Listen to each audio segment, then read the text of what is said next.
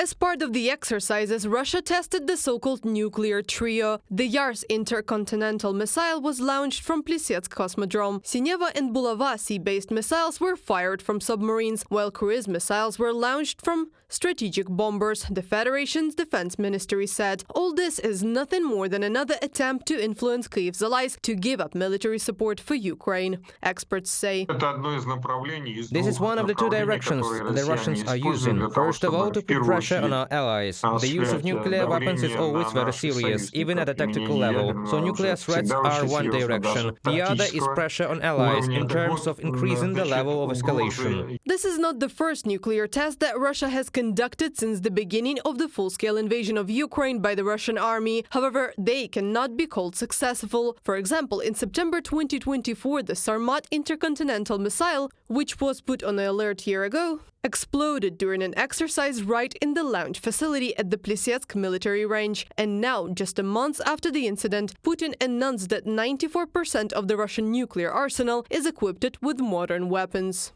Putin also claimed that the strategic missile forces are receiving new, unspecified fixed and mobile missile systems that allegedly have improved accuracy, reduced launch time and increased capabilities. From a report by the Institute for the Study of War.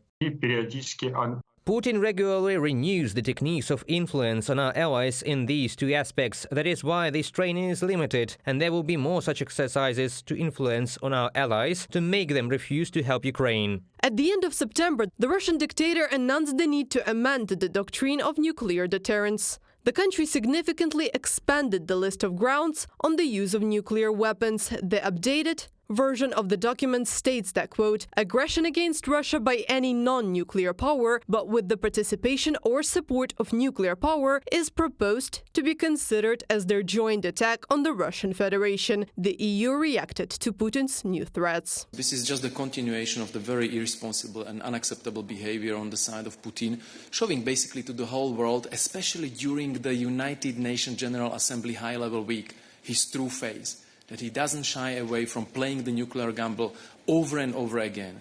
So we, of course, strongly reject these threats, and the position of the European Union remains unchanged. The advisor to the head of the Ukrainian presidential office, Mikhailo Podolyak, is confident that the next nuclear exercises of the Russian Federation will not affect the situation on the front line. In his opinion, Russia is using all the elements of classic PR blackmail. Podolyak is sure that the Western partners should react more harshly to nuclear threats of the aggressor country. Reported by Anastasia Tarnavska, Yulia Granovska, UATV News.